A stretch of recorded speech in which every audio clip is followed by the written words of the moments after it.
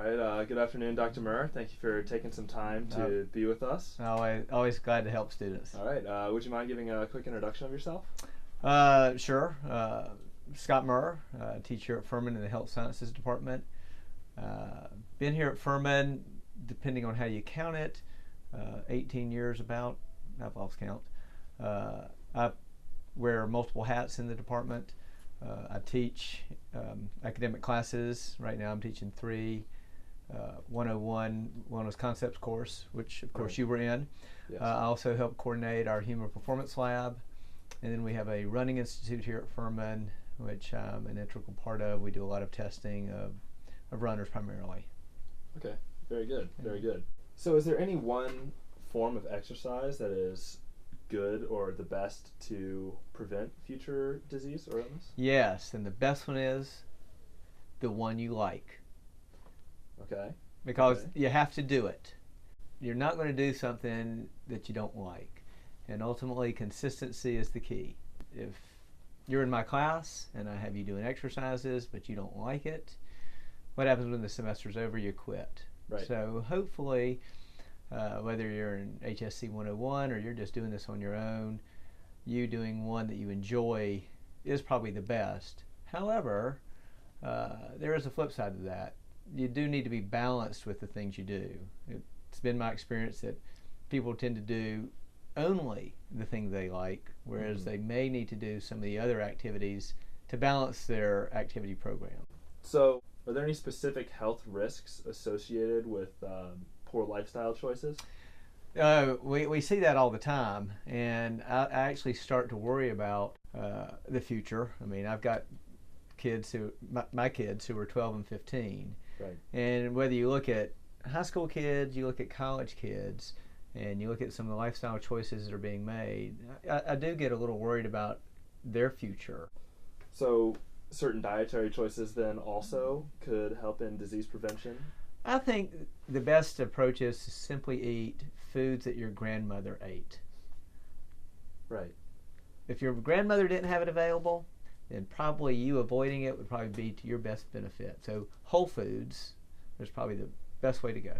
So would you say you're more of a fan of the traditional food pyramid model or the new food plate model, or do you think there's no real help in any of those? I think for most people, because nutrition is a very confusing topic, I think both of those can be very helpful.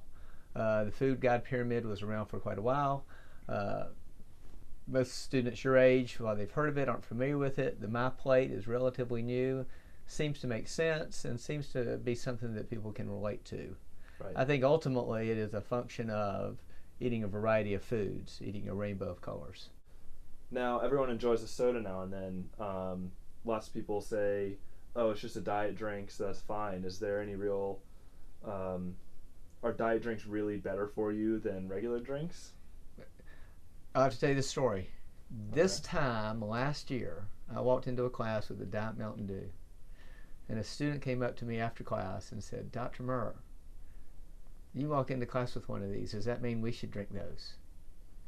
And I realized then that that really was sending a message, and I don't think it's a good message. So I can tell you that I have not had a soft drink of any nature since November 30th, 2014. That's impressive. It's been hard. I mean, soft drinks were everywhere. Right. They're in vending machines, they're at convenience stores, but it's very possible to do. I mean, it's not realistic to go an entire year without drinking a soft drink. Right. It's possible to do, but it's hard. But I think you've got to find a happy medium. So lots of people use exercise supplements. Do you think those are really as beneficial as they make claims to be? I think what most people do is they think that a supplement makes up for their poor dietary habits. Right. And unfortunately, that's probably not the case, that you can eat crappy, take a vitamin, and then be okay. There is no specific pill supplement you can take to counteract some of the poor choices you make at 10 or 11 o'clock at night in the dorm room. Right. So try and cut down on those midnight runs to cook out, is what you're saying? Well, that certainly would be a healthy thing. I Right. mean, that's a fun thing to do. You just can't do it every night. Right. Right? Right. Once a month, how about? Okay. You know, let's find a healthy balance between every night or 3 times a week and once a month. Right. Okay. So is there a good way for like an average person who might only have, 20, 30 minutes a day to put towards that? And that is a wonderful question that I think a lot of students would ask, and here's the answer. It is not an hour 3 times a week. It's 20 minutes every day. It really is, consistency is the key. Right. And so most people want to come over here and spend an hour minimum working out. And if they don't have an hour, they're not coming. Right. And I think that's a flawed approach. Shoot, I've only got 30 minutes. Let me run over to the pack real quick, get in 15 minutes of doing some strength stuff, get in 15 minutes of cardio, and I'll run back. That would be a much more productive approach if students would do that every day than only when they can get over here for an hour, hour and a half. This will probably be a million hit video, but because the message is universal and is paramount to everyone who watches, is that ultimately you have got to embrace this and you've got to do it daily. And you do that, you'll make it. Well, thank you very much for your time.